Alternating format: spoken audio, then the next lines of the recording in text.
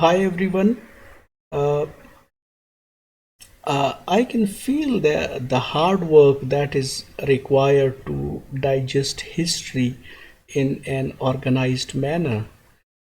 Equally challenging is linking different events to get an organic and organized view of it. Uh, Today, we are going to learn something about the Romantic period or the Romanticism or the Romantic movement, but doing it in isolation would, I think, be very difficult for us to understand and comprehend the whole series of events that combine to constitute what we call the Romantic period.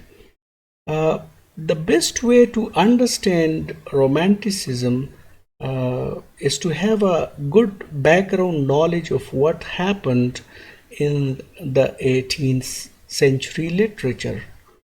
And I'm confident that you would have followed the previous lecture where we started with the Augustan or new classical trends in literature and then talked about the age of transition or the age of sensibility. The trends that we had discussed there would guide us and make our task of learning about the Romantic period easier. I may not go back to those details, but I would expect you here only when you have listened to that lecture. Uh, if we start our discussion, we can say that the Romantic period is generally understood to have started with the writings of William Wordsworth, but more specifically, we can say that it started in 1800 and continued till 1832 or till 1850 in some cases.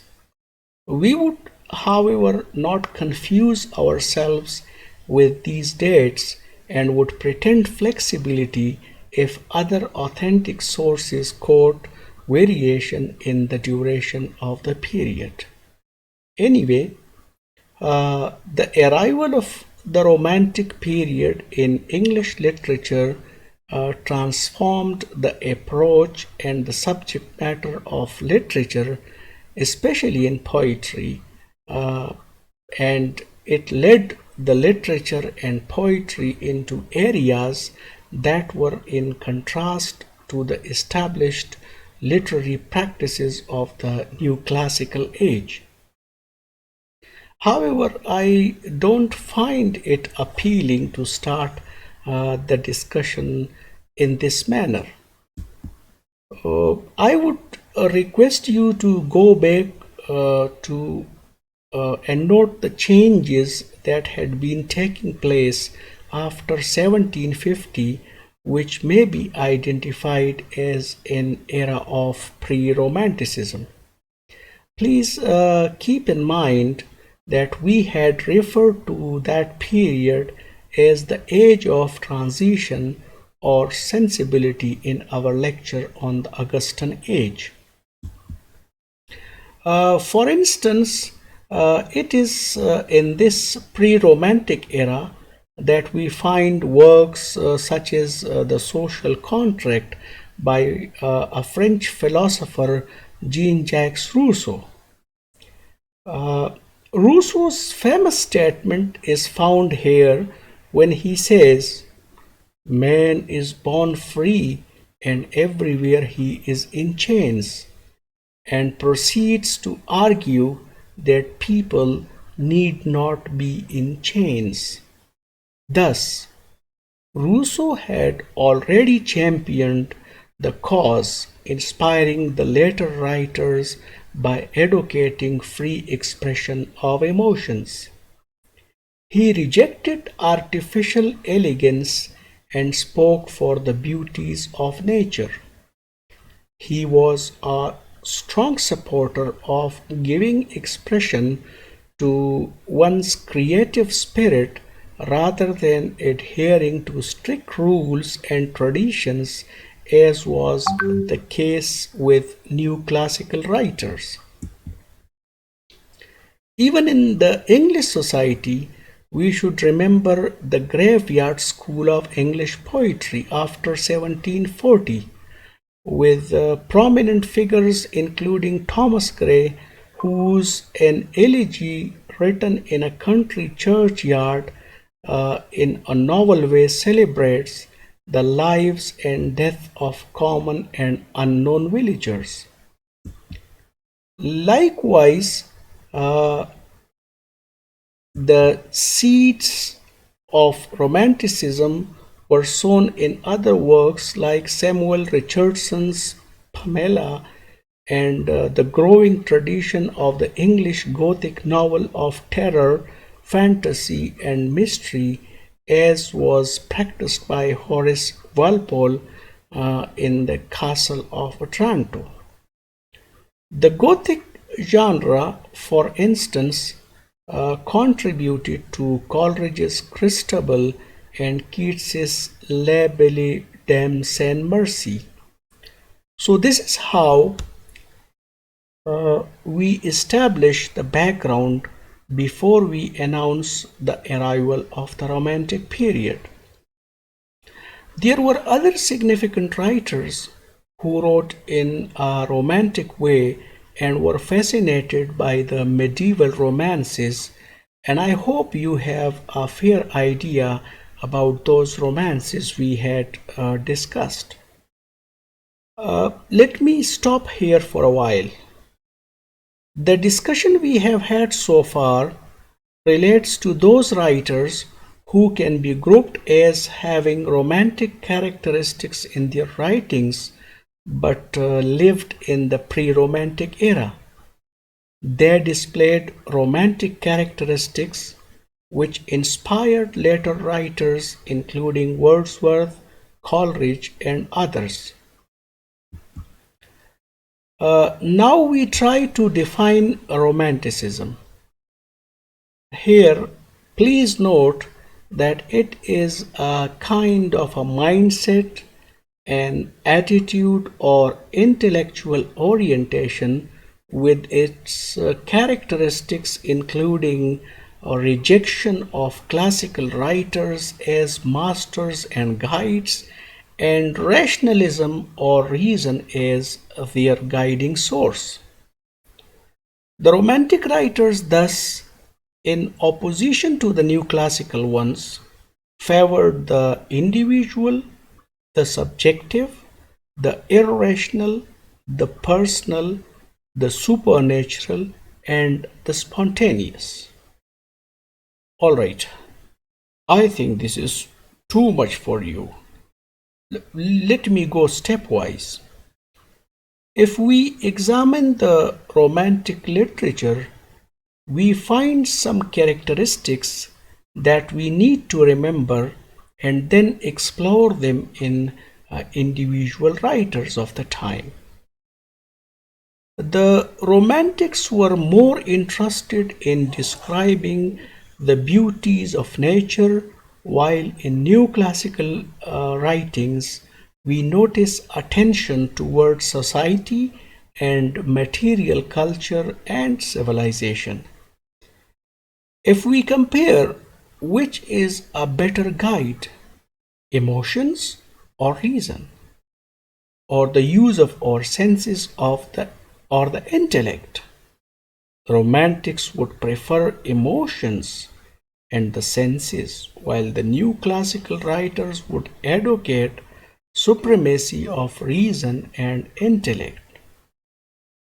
If we ask whether we need to be guided by the already formulated rules or by our imagination, the Romantics would say yes to imagination only.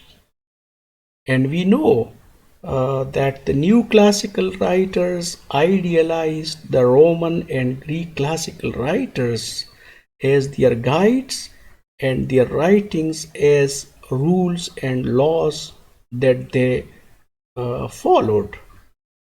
In other words, the Romantics believe that we are individual creators and have creative spirit, and our imagination is the best way to tell us the rules or guide us.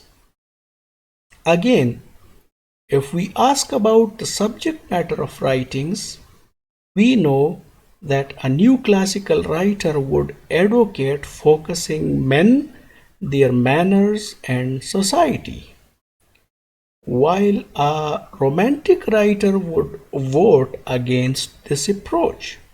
He would argue in favor of letting the creative spirit decide for itself.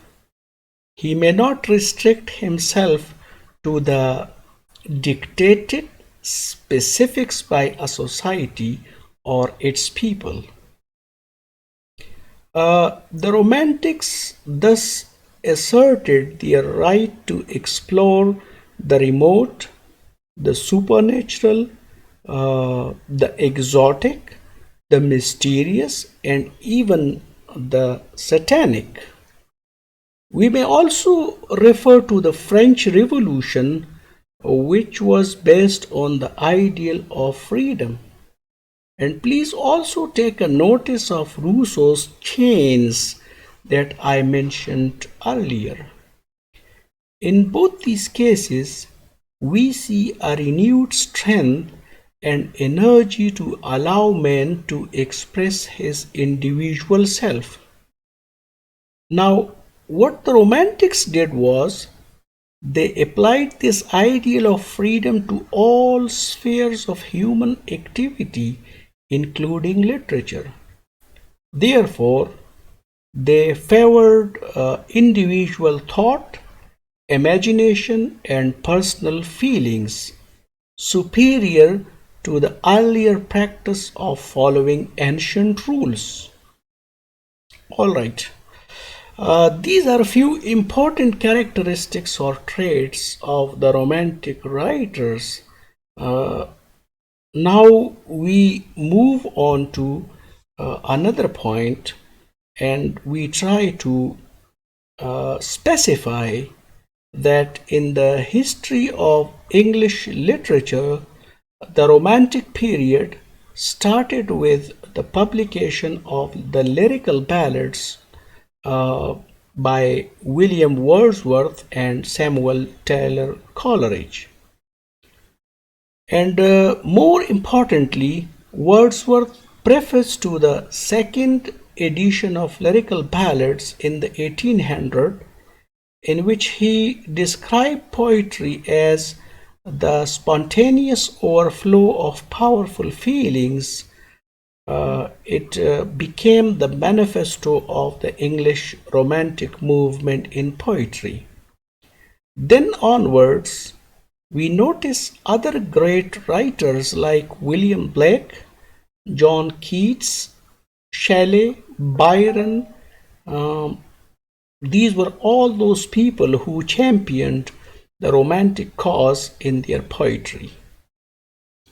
Before we conclude, I find it desirable to provide a few glimpses of where these writers excelled in what we have defined as the Romantic characteristics. Wordsworth is considered as a poet of nature, and he displays his love for nature in many poems, including Daffodils, The Prelude, and of course some of his sonnets that we had a reference to in our lecture on English sonnets. Again, as said earlier, the Romantic writers viewed nature as a teacher and a guide and a source of beauty.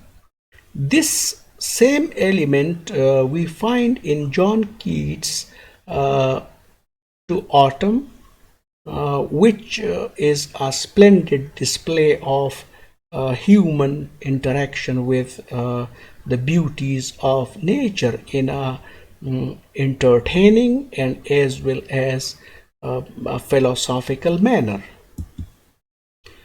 Coleridge is considered a poet of the supernatural In his poems, Kubla Khan, Christabel, and the Rime of the Ancient Mariner are great examples of it.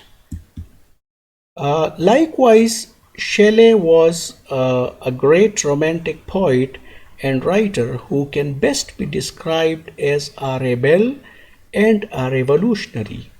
His poems include Ode to the West Wind and Ode to Liberty, where we find him restless, melancholy, pursuing ideal love and freedom.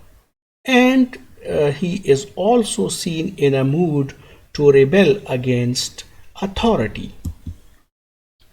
Mary Shelley blended realistic, Gothic, and Romantic elements to produce her masterpiece Frankenstein, in which a number of romantic aspects can be identified.